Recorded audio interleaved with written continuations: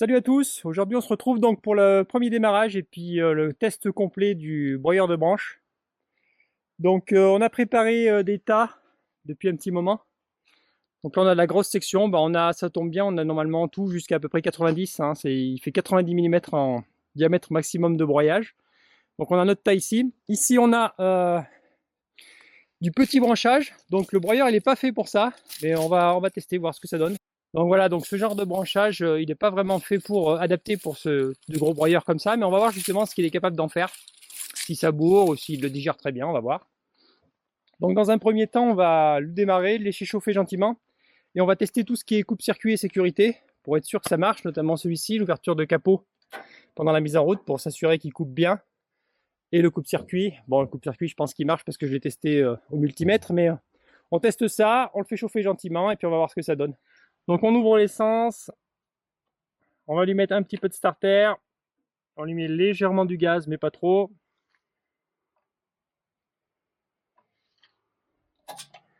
Contact et c'est parti.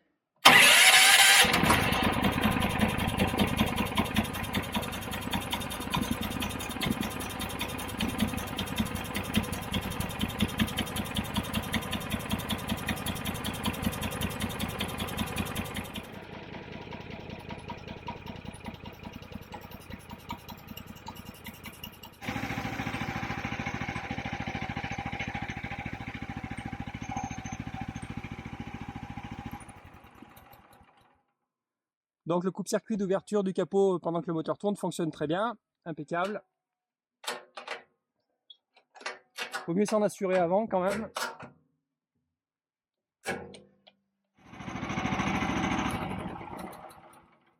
Et l'arrêt d'urgence fonctionne. Donc là maintenant on va pouvoir vraiment y aller comme il faut.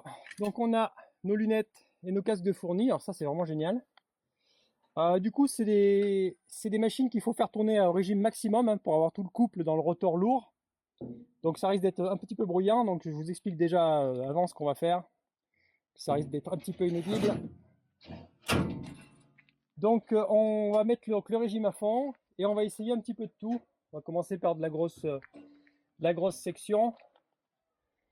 Et puis on mettra un petit peu de la brindille et voir comment il évacue ça. Et puis voilà, on va voir un petit peu ce que ça donne. Sachant que donc le diamètre maxi ici c'est du 90.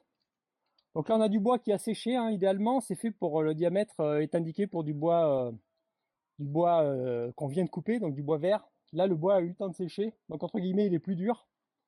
Mais on va voir un petit peu, ça va nous permettre de voir la machine, ce qu'elle est capable de faire.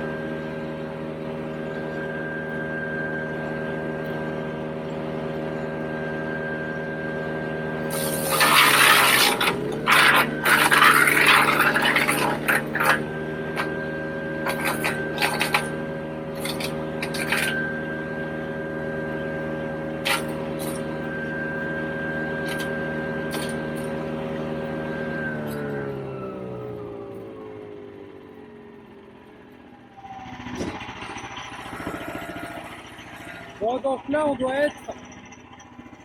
Voilà, on est sur les capacités maximales, 90. On va voir ce que ça donne.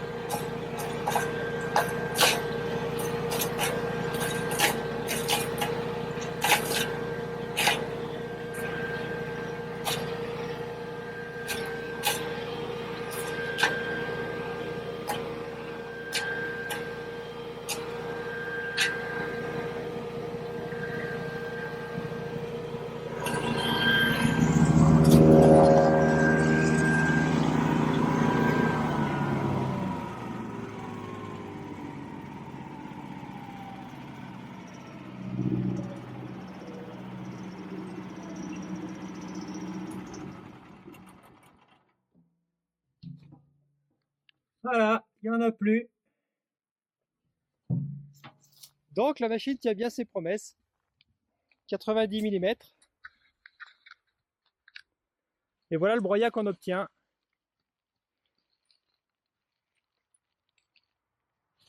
Donc voilà le broyat qu'on obtient. Donc on est vraiment bien, hein, pour dire qu'on broie quand même du 90 mm. Et donc les petits fagots de branches, donc il les a avalés aussi. Il suffit de mettre un fagot et de mettre une bûchette derrière, hein, une branche longue de gros diamètre, et ça bourre pas.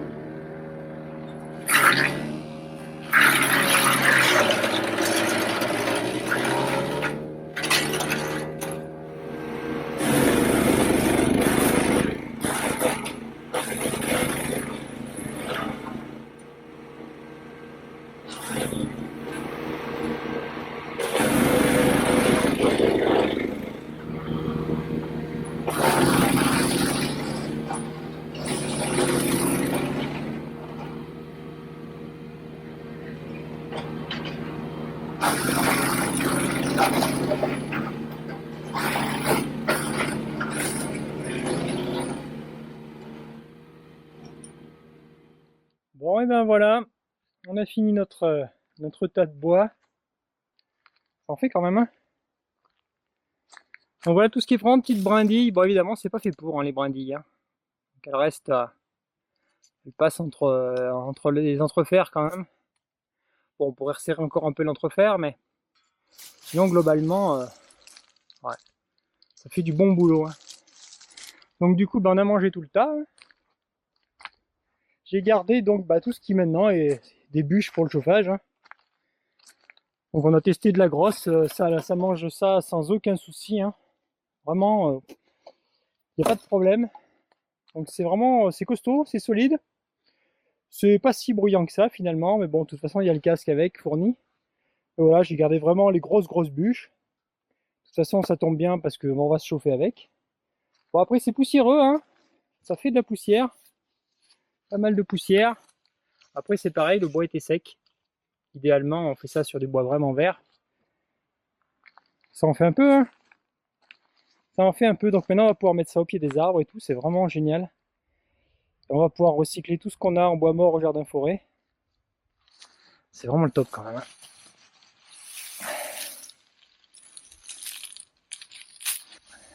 C'est de l'or, monseigneur. Donc du coup, on est vraiment satisfait. C'était bien la bonne taille de ce qu'il nous fallait, hein, ce broyeur là pour le jardin forêt.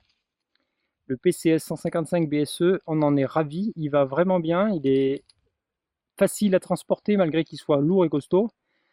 On peut mettre ça derrière le tracteur ou même on l'a trimballé à la main là jusqu'à maintenant. Mais du coup, c'est vraiment la bonne taille. Donc si vous, comme nous, vous cherchez exactement à savoir quel est le broyeur qui vous convient le mieux en fonction de votre superficie et du travail que vous avez à faire, n'hésitez pas à regarder la vidéo qu'on vous a fait exprès pour pouvoir choisir son broyeur de branche. Voilà, donc pour recouvrir les parterres, protéger, éviter l'enherbement, c'est vraiment génial, hein. C'est top, top, top. On va pouvoir faire pas mal de choses maintenant grâce à ça, et puis on va pouvoir l'amener dans le jardin forêt et directement faire notre BRF sur place. Donc c'est vraiment un gros atout pour nous. Le diamètre de 90 maxi, c'est vraiment le diamètre parfait parce qu'en fait à partir de 90 vous avez une bûche, hein. Comme nous on se chauffe au bois, donc c'est parfait, hein. 90, 100 mm, on a une bûche, donc vraiment on peut broyer maintenant tout ce qu'on veut, même du coup les petits fagots, les brindilles, hein, tout y passe, et on a un broyat vraiment qui est correct. Voilà, et on vous donne rendez-vous à une prochaine vidéo.